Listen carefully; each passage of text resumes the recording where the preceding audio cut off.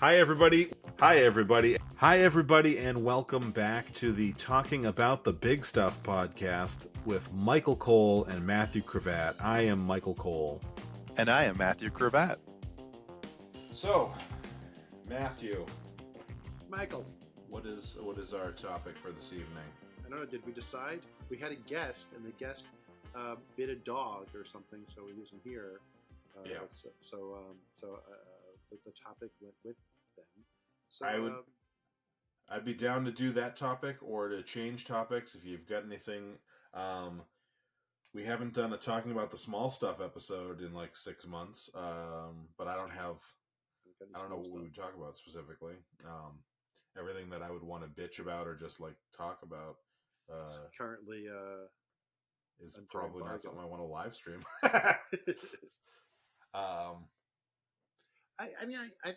I think it might be interesting to talk about Alex's artificially intelligent topic. Sure. Yeah, that sounds good. Yeah. So last year we talked about in the beginning of the ChatGPT craze. We started talking about artificial intelligence, and we talked about our pros and cons and our feelings about artificial intelligence in general. And then we went on another podcast. Yep. The World's Best Podcast. World's Best Podcast. Which just had an episode drop today. They've been a little infrequent lately. Paul Wright over at the World's Best Podcast has been not posting a ton, but he posted a Deadpool Wolverine reaction podcast episode. So I've got questions about that. I've got questions. But we went on his podcast and we talked about AI in science fiction in various movies and stuff. So that was cool. So, but I think Alex's topic was more about the actual way that AI is being used right now. AI in the writer strike sense of the word, and how it's being used to do creative endeavor as a writer's tool or replacement, as an artist's tool or replacement. Maybe it's an interesting topic. Yeah, it definitely is an interesting topic. Being that you're both an artist and a writer. Yeah, I mean, I'm not good at either, so I guess that is part of. So you could be replaced. You're replaceable. That's part of my concern here is that I am probably replaceable. Like if I drew a hand, it's not going to be that good. Honestly, I don't know how we're talking about poker or something like that. I don't think AI makes you draw a better hand. I think that's kind of random. And then what you do with that hand is based on your skill. But okay, but I don't want to digress. Sure. I have I have come around a little bit, I guess, on the AI stuff. I think that there is some situations in which it makes sense. You were talking earlier about generative fill, and using generative fill. I think that that's one of the things where I'm like, okay, in very small ways, but I also think that generative fill is a tool that helps artists as opposed to a tool that replaces artists. Generative fill is like I had a real videographer or photographer come out and create, and get a shot, or maybe a painter, depending on how we want to do it, and for whatever reason there was this piece in here that I just don't think fits the whole. Generative fill will help me adjust that. I don't really see. I mean, there's other creative ways around it, especially if generative fill is just, to me, not just, but in a way, it's an evolution of Photoshop's ability to do layering and masking. Yeah, it just does it for you quickly. Sure, there's definitely that. There's also I was gonna compare it more to like spell check. Like if I had to go like as a writer, I like spell check, and I like the fact that I don't have to go, oh, did I spell anti-disestablishmentarianism correctly, and go look it up in the dictionary. I like that. For the most part, spell check will be like, I think you meant this, but that's not. It's not a job that I think it's replacing. It's a tool. It's replacing proofreaders to some extent, but proofreaders still the grammar, and also like I was reading. Spell check does grammar too. Like it's like you to some extent, but I think absolutely still need proofreaders. I was looking over my I think manuscript. editors are totally useless. They are overrated.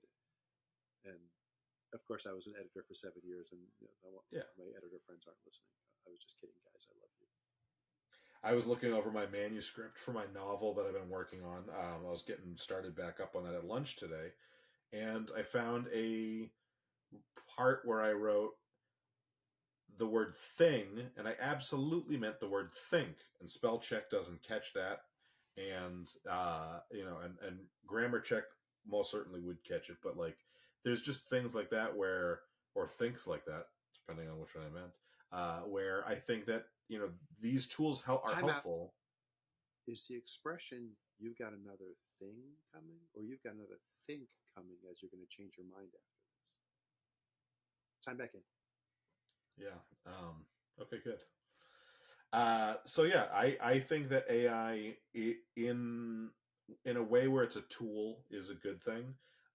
In a way where this is something I said last year. I think it's been about a year since we recorded that episode. Actually, if it's making unsafe,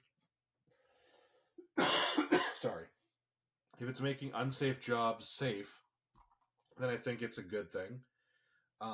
Or if it's helping to phase out unsafe jobs that are, I think I talked about coal mining as an example.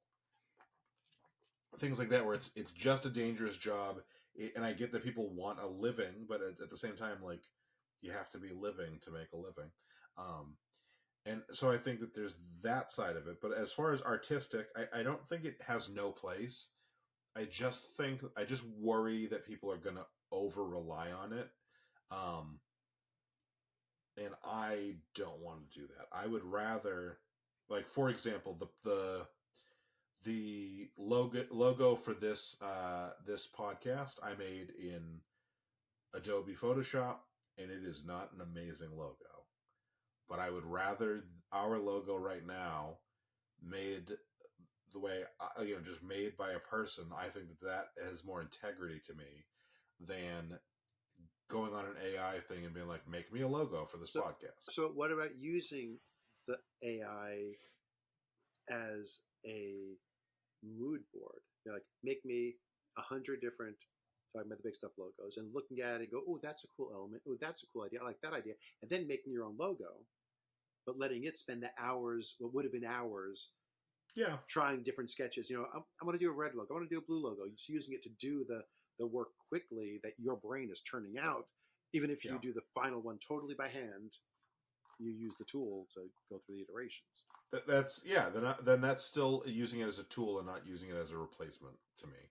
And I like the use of it in places where it lets me do better quality work than I have the ability to do, but in a place where I would not have gone out and hired someone. So I'm working on an event on a Facebook page, and I want a picture of the restaurant. And okay, great, I have a picture. Or my brothers and I have our restaurant review thing, and we like to go out and take a picture of the restaurant, a little video coming up to the restaurant, things to pictures of the food we're going to use.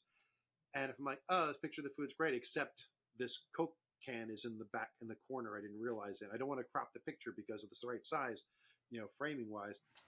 Janitor Phil on Photoshop, I just circle the Coke can and say, make it disappear, and it disappears. And I'm like, no one's losing a job because I'm doing this for fun. I wasn't going to go pay someone to Photoshop the can out.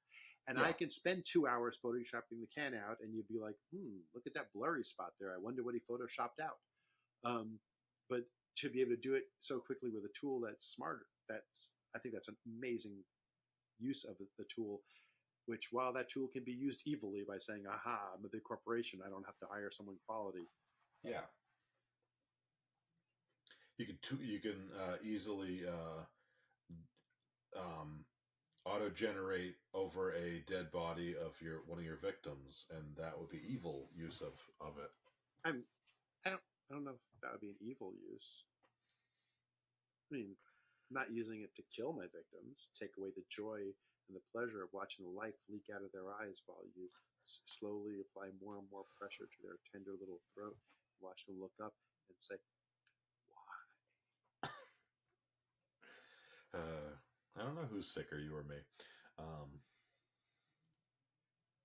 But who knows? Yeah. I was just thinking, by the way, that for anybody watching this live right now, which I don't know if we got anybody watching live, but on Facebook or on YouTube, we are listed as this episode is Vodka Power, and we're talking about art, so it's not entirely untrue. But Vodka power. Dun, dun, dun, dun, dun, dun, dun, dun. I feel like, Matthew, when you're looking down, it makes me worried that you're going to be typing something in the comment section. No, I was just pulling up the chat stream with Alex, our producer, in case he sends a chat. So let me look up how the topic was worded in Trello, because I'm curious, because we switched topics. So artificial intelligence in art and daily life, where is your comfort line? Daily life. So like I'm in marketing right now, and so AI is becoming big in marketing. And I will be honest, in one of the things that has started to come into play that has kind of started to change my mind is in this podcast. Actually, I'm when I'm posting stuff on Chocolate Diamond Media's website, posting new stuff, we now get What's AI that website? ChocolateDiamondMedia.com. And if you wanted to catch more of our other projects, one of which, by the time this podcast is up, we will have a second, and may as well announce it right now if you're cool with that, Matthew. What the hell? Let's do it. We're gonna Let's have go crazy. We're gonna have a second series. It's not a podcast. It's gonna be a short sketch series called Exit Interviews, and once a week or so, we will be posting a video of a mock exit interview in which one of us is quitting a job, and hopefully it's comedic. What does that sound like? Hopefully Mike can find enough to post, because my only goal in these is to make him laugh at everything I say so he can't actually articulate a response. That's my only goal. Don't worry, I'm gonna cut it together. You're gonna enjoy the cut. It's just gonna be a monologue.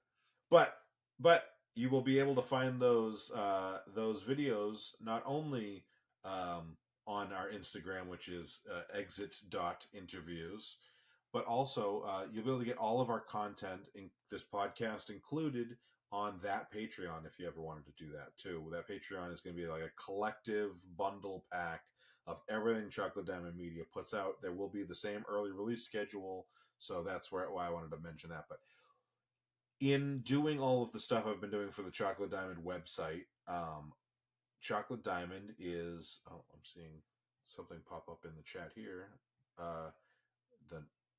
It's like literally sounds like a... Like, I don't know. There are some Spanish dancers with castanets in the house. Okay, anyway. So WordPress has started, when you're making like posts instead of pages, it has started suggesting from AI some tags to add to everything, and that's been helpful. I've used that a little bit, and then also the closed captions that we have on all of our episodes now, that go out as a transcript. That all of that's done by AI, and I'm not particularly interested in doing that by hand. And I do feel a little bit bad because that is a job that people do, and they would do it better than the AI is doing it, to be honest. Like, if you're watching this on YouTube, not live, and you turn on the captions, or if you look in the transcript, if you're listening to us on one of the podcast platforms, it's not perfect. It's not timed perfectly. It's also not like perfect what we say. Sometimes, if we made reference to Christopher Walken a couple months ago on one of the episodes, and it was like it did not understand what the fuck we were talking about, so it wasn't perfect, but it was sometimes helpful. It's another level of comedy. Yeah. Watching it try to do my last name, they never do. The talk to text can never do my name. Yep. Yeah, every time I call you in the car, because I always do talk to text, I will say Matthew Cravat, and it will be like Matthew Crevitt. But you're not the only one. There's lots of lots of people in my phone. He calls a lot of people decrepit. No, that says their name's wrong. So, outside of generative fill, what? So today, we were talking a little before the record, a little bit about. No, we're not during the record. You were talking about the better podcast than this, the world's best podcast, being about the Deadpool Wolverine trailer, and I wanted to post something in a science fiction fan Facebook page about that trailer. And I went to do it, and normally I just open up my app and I hit the top of the page, a little magnifying glass, and type the name of that group, and went to do it. And oh no, there's an AI, chat bot where the search used to be. Like, I don't want a chat bot. I know the name of the group. I want to type 2 letters and have it come up in my list of things. Yes, yeah. The one thing that you may not have realized, because I know that you post stuff on YouTube for TFS, but I post, now every week for this show. When you're going on YouTube, there is now a section. Let me see if I can find it to read the actual wording. It basically, like, do you confirm that? I don't know if it's going to let me do it while I'm live streaming on. Yeah, it's not gonna. But essentially it says you have to confirm a button that says, I am not using AI to depict anything that's basically fraudulent. I do my fraud myself, the old-fashioned way, like God intended.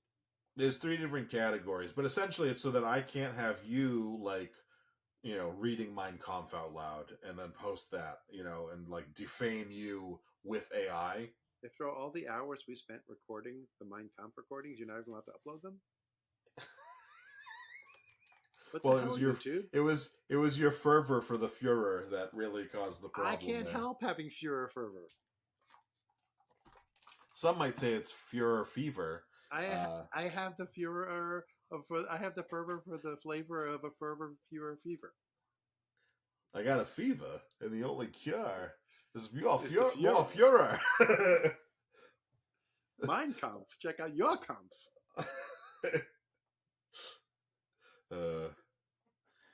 What a time to be alive. Anyway, 6:49. So the point being, you essentially now when you post a YouTube video, along with a bunch of other checks that have been there for months or years. I'm not showing any children, centuries.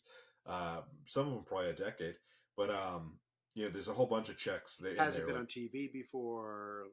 Yeah. It hasn't been on TV before. People don't read that one because they post things from TV all the time. Made for children, not made for children, includes children, a bunch of those. But now there's a section that's all about AI. And the AI section is essentially you're signing and saying, I agree that I have not used AI to put anybody into a libelous position or I haven't. I think that's a great thing. I haven't taken Donald Trump and have him say something intelligent and relevant, ruin his brand. Hey. Sorry, I know you're a big Trumper. He has said some things that were relevant in the 80s and 90s. Did he, though?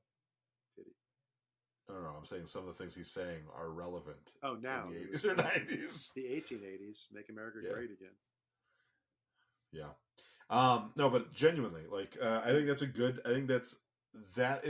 because I'm concerned about some abuses of AI, so I'm glad to see some of the Facebook groups I'm in had banned AI art. So you can't post pictures that were created by AI art. Because they don't want people, either doing fake political stuff, but even just like artwork and stuff. They're like, we want to protect the rights of artists, people who are actually writing webcomics and doing it themselves. Don't go create crappy webcomics using art and then, come here and post it. But we don't want they don't want to enable it.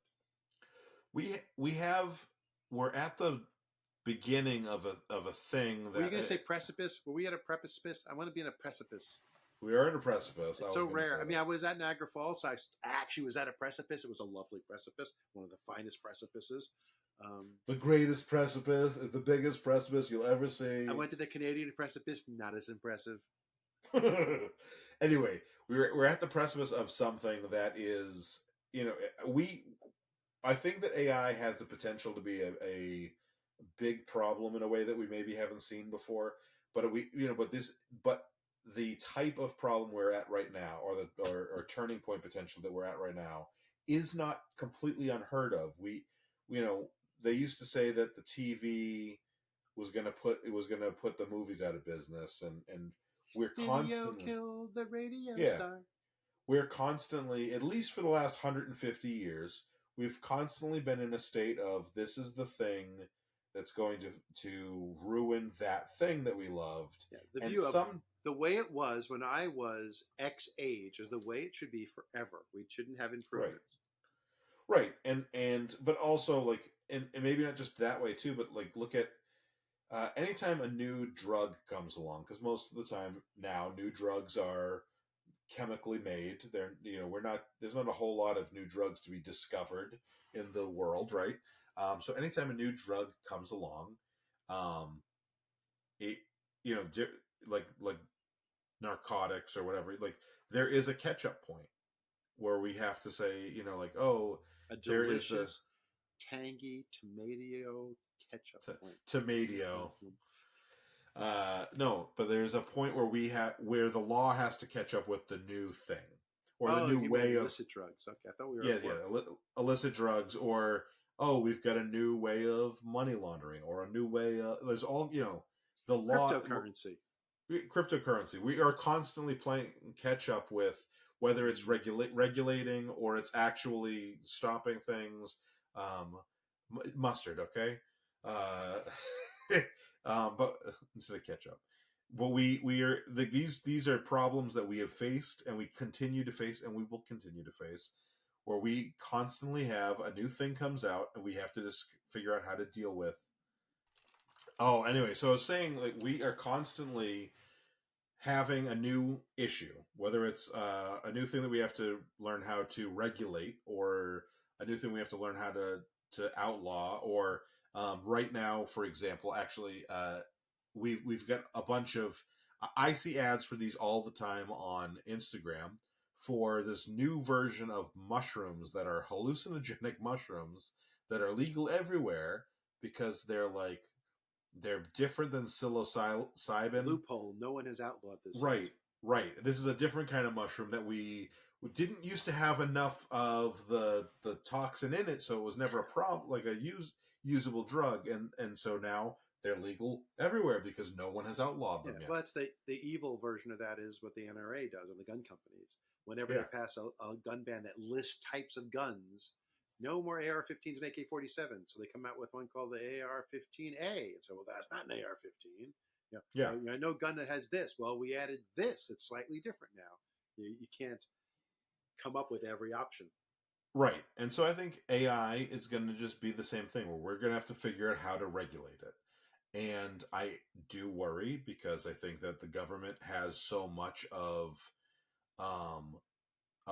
the government is so much in big corporations' pocket that I worry that, But I think there's an interesting push and pull in big corporation though, because there's the big corporations that are making AI, but at the same time, there's the corporations who want you to buy their product, and if you use AI, you don't need to use them. Right. So there's a kind of there's lobbies on both sides for the AI. Sure, that's which is a good thing, because I think there's definitely going to be a need for regulation in this. I know, Matthew, you listen to all the same podcasts I do.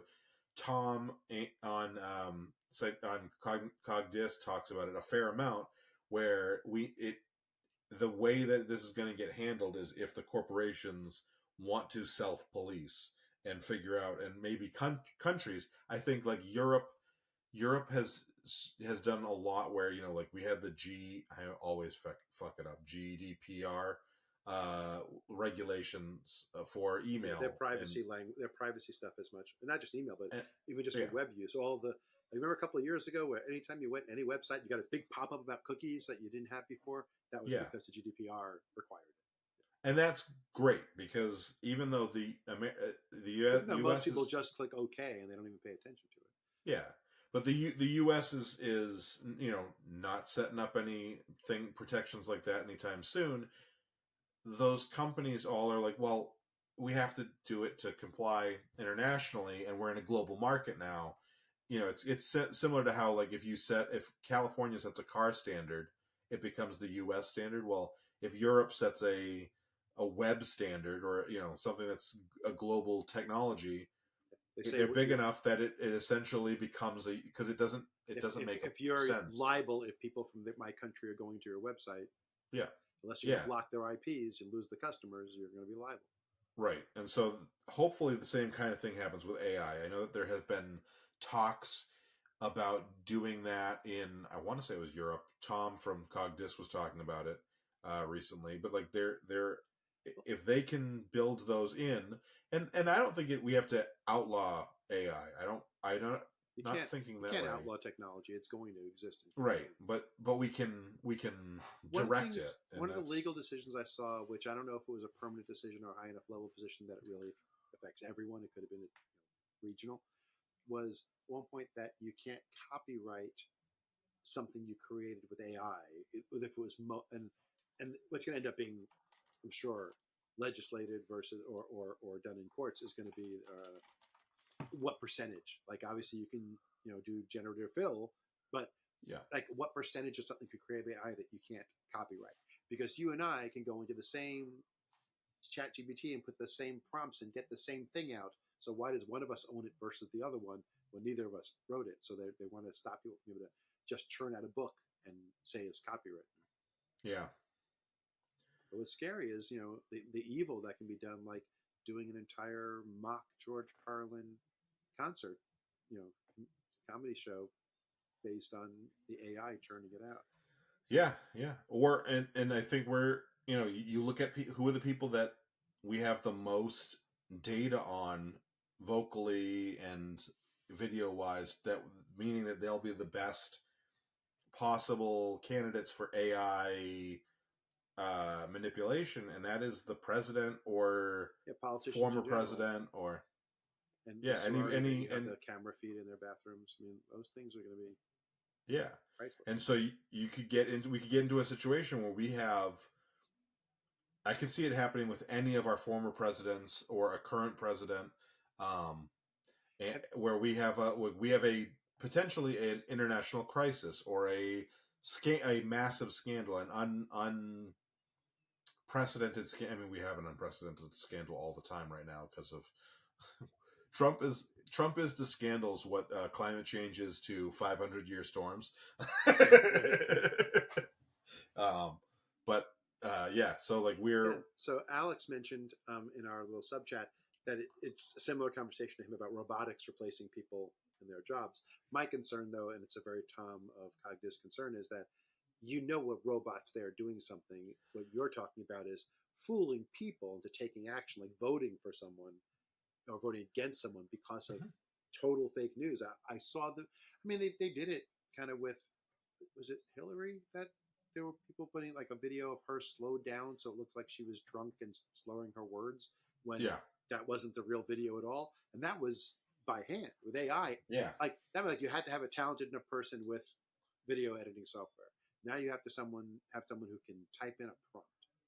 Yeah, it makes it scary. Anybody can fake it. Have you ever seen the TikTok channel, but it might be in other channels as well? The There I Ruined It. There I Ruined It For You. There I Ruined It. It's a channel where they take requests of, say, Elvis Presley and Baby Got Back, and it makes it sound like Elvis is singing that. It's like you can do speeches and have anyone say anything you want them to, and now with video too, because the AI does all the work.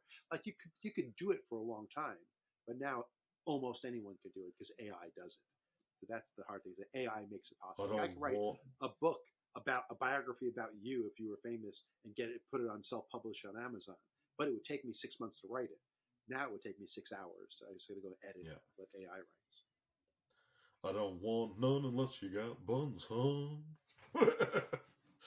I've seen that channel now that you say that, but I find some of them I'm like I really like I actually, but is that AI that does that, or they I mean, probably use an AI tool? I'm just, I don't, actually, I don't know at all if it's AI at all or just doing it. But I just say it's the kind of thing that Yeah, that one person does it on that channel, probably does it by hand. But as yeah, soon as there's an AI bot that does it, there'll be 100 channels like that. And if sure, you can yeah, do that, eventually it'll be good enough that you won't know. Like there are people who think Beyonce released a country line dancing song. I mean, someone obviously AI. It's the same two verses over and over and over and over and over again, and the video is just her naked. So I don't know why anyone believes it's real. It looks as fake as it could be. yeah. Did you see? I don't know when it was. I just saw a clip of it recently, but it was Maya Rudolph as Beyonce on Hot Ones, and it was on SNL, and it was supposed to be on Hot Ones. She was like, she go, she's like sweating, and she's like, Beyonce doesn't want to. And the guy goes, "Do you want to stop?" And Beyonce doesn't quit. Quit. The Queen doesn't quit.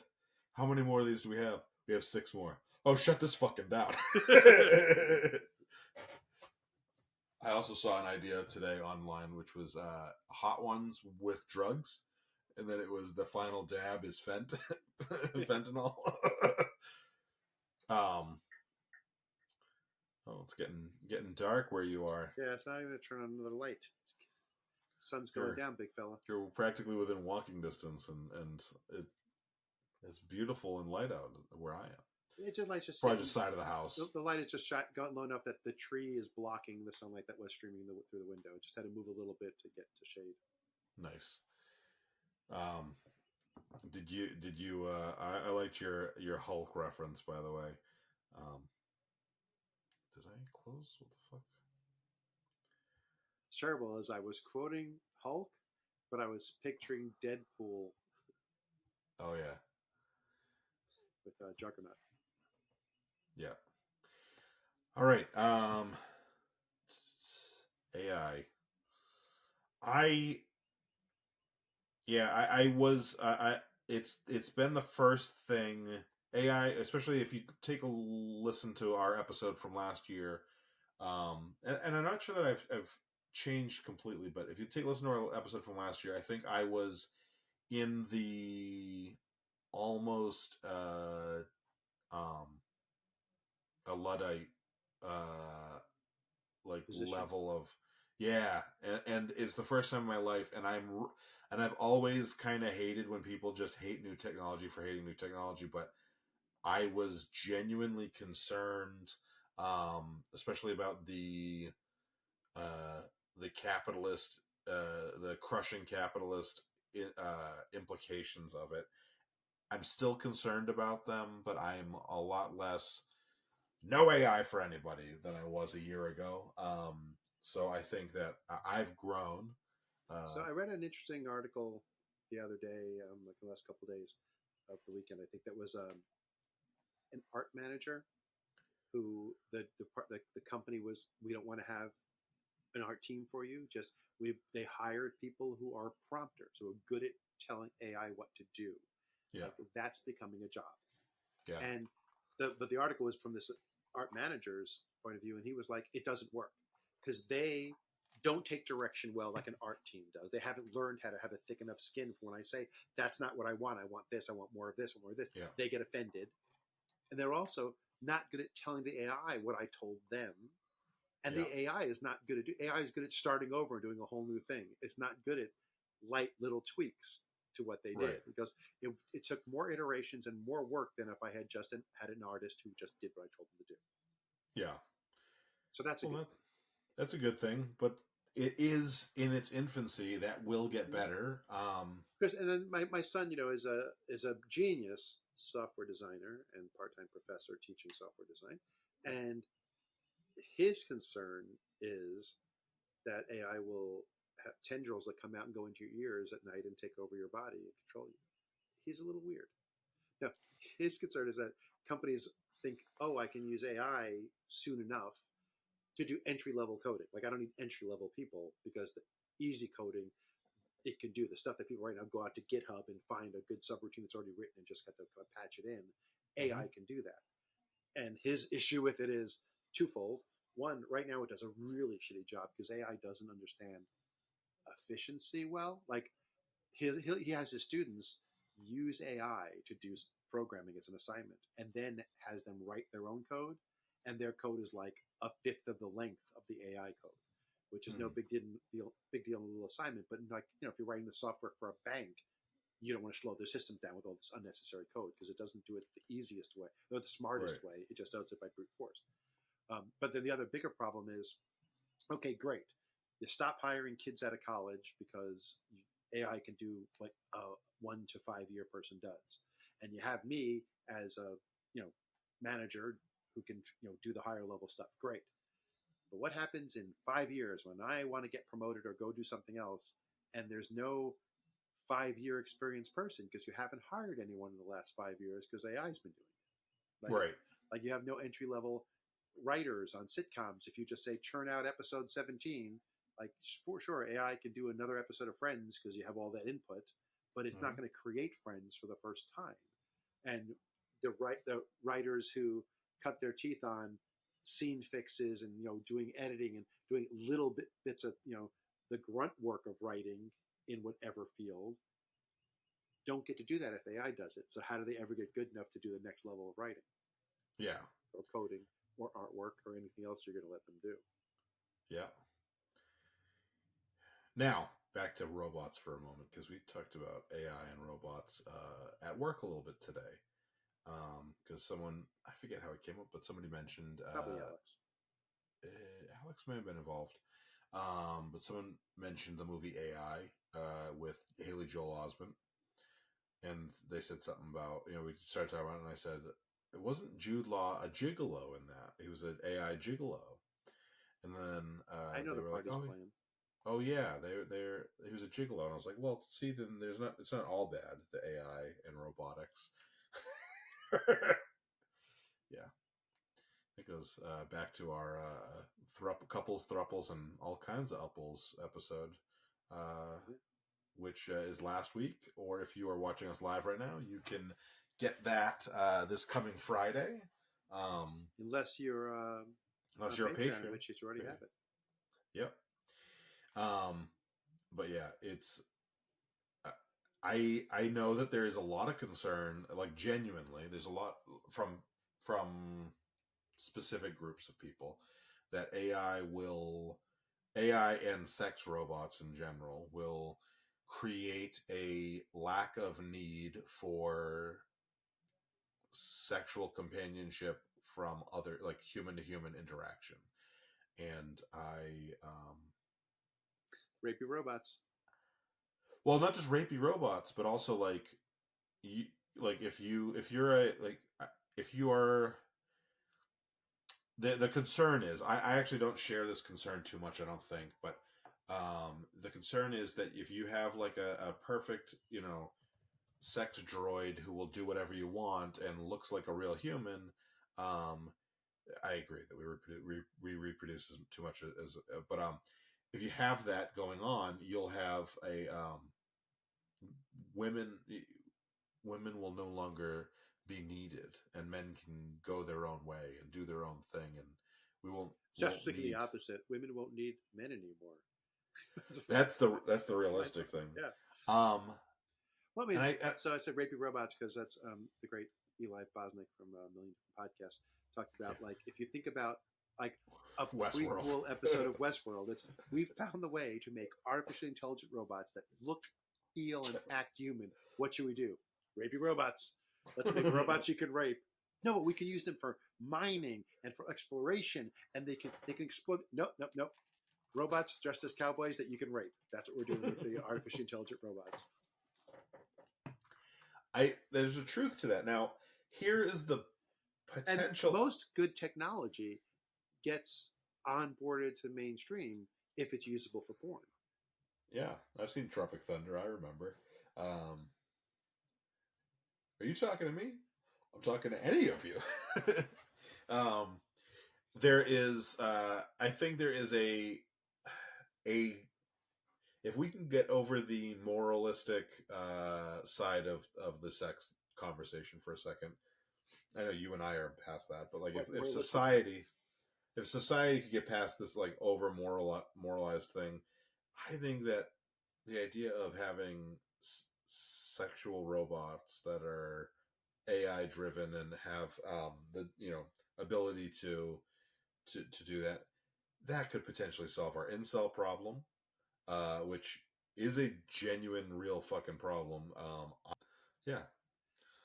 Why does it always come back to sex robots for us now? Rapey robots. Rapey robots. That's what you do the technology for. Yeah. I know that they are talking. Tom on Cogdis has mentioned it, but they're using AI, or there's potential to use AI to revolutionize the sex work industry. And while I think that I think there's huge benefits that they were talking about on that, where you could potentially get rid of the risk of, but again, you're putting people out of work. But you could put away the risk because you wouldn't need real people to make porn anymore. But also AI might. I don't need real people to make porn now. Yeah, I've got a refrigerator. True. I like tentacles. See, my concern is Westworld, right? It is rapey robots. It's that if you have, I can do anything I want, live out my fantasy sex partners who look and feel human. How long before, that's not enough. I know it's not real. Raping it is so much fun. I'm going to go rape Michael Cole now. Yeah. I mean, I think that I mean, maybe it doesn't. Studies haven't been done, but does it risk the fact that you lower the threshold of what's acceptable and not acceptable because your fantasy life is so close to reality life instead of fantasy life?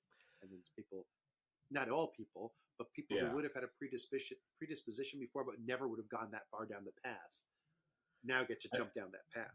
That's a concern that I think is legitimate. What I was talking about on my end, though, is if all porn was AI, but realistic AI, then there's lots of non-rapey porn. But we don't know. Like, one of Tom's things that he talks about in Cogdis all the time is that, or when it comes up, is that he doesn't trust his ability to suss out what is genuinely consensual versus coerced consent, and you can't always tell. And when you watch porn, what appears from a glance or from a full viewing to be consensual may not be consensual.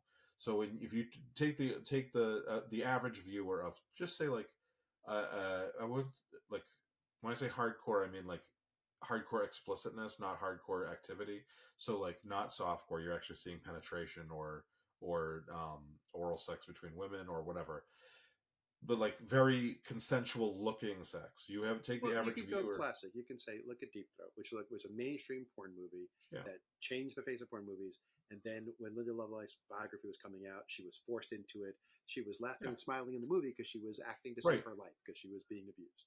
Right. But what I'm saying is the people who are watching that are not thinking this person, it looks like they're, some cases there's people who are thinking that, but they either are not participating in watching or whatever. But the average person, like an ethical, or attempting to be an ethical porn consumer, who's not watching anything that we would consider objectionable if we knew for sure was completely consensual, just genuine, just general sex. They were just watching that. Anyway, do you have any last thoughts on AI? My last thoughts on AI is white men with beards finally found an art form where they can excel.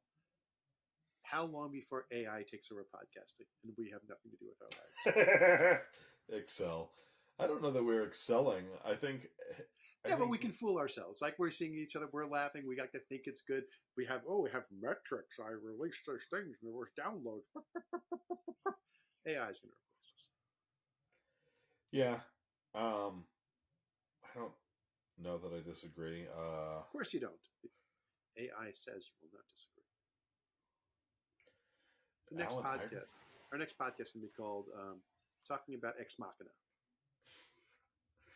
I actually really like Ex Machina because the woman in Because it the guy is... gets killed at the end, and you don't like guys. You don't care about them. I understand. I'm Hey, with you. look! I know that several people mistake us for each other, but I expect you not to do that.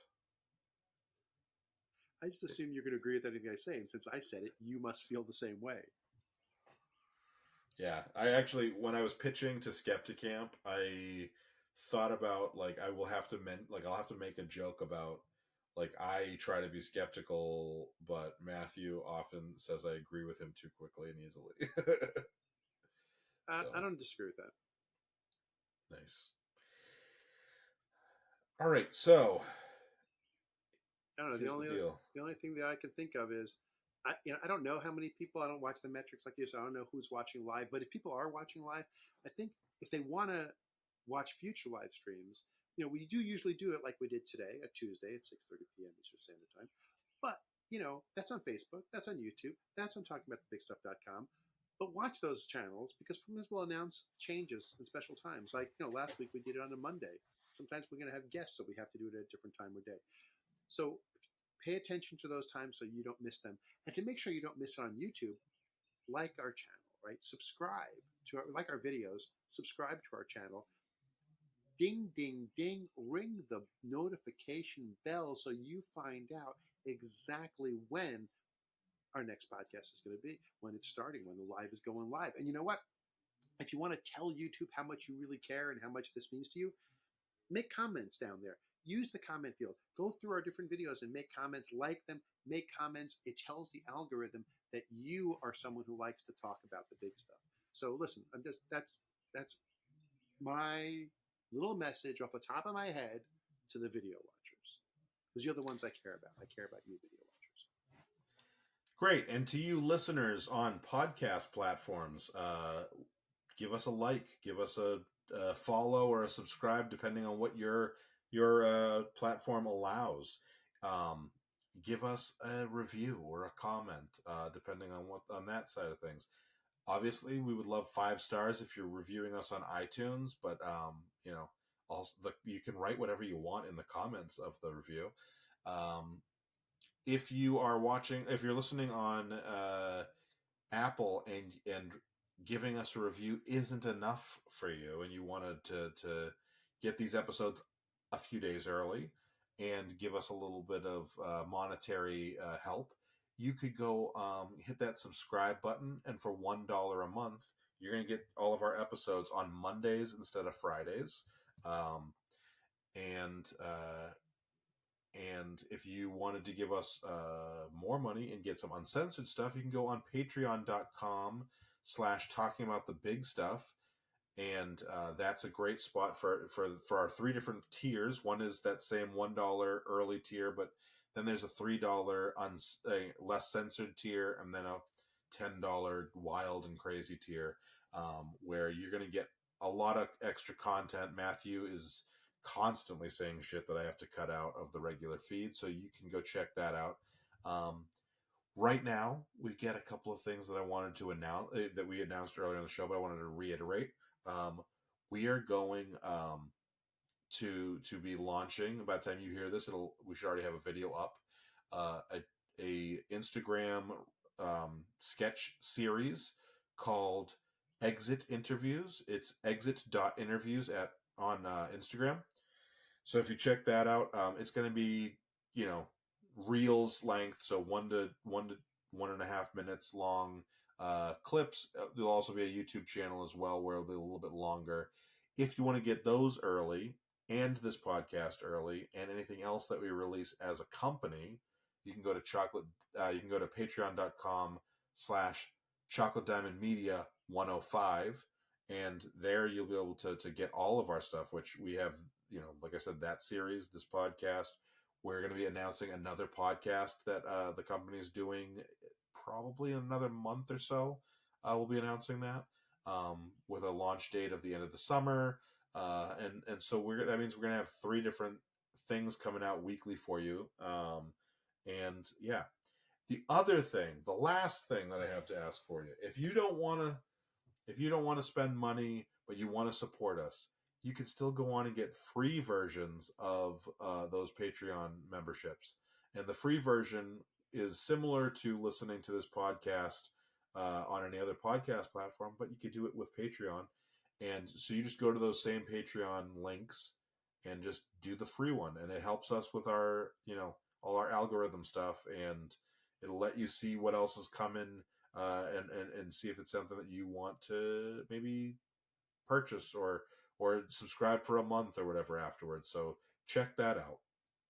Matthew, you got anything else? No, I just want to thank everyone for joining us and talking about the big stuff so that we can share bite-sized chunks of wisdom. Bite spelled B-Y-T-E.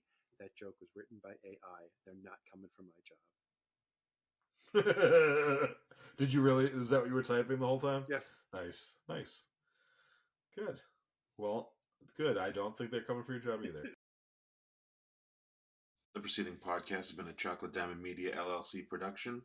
Copyright 2023, all rights reserved.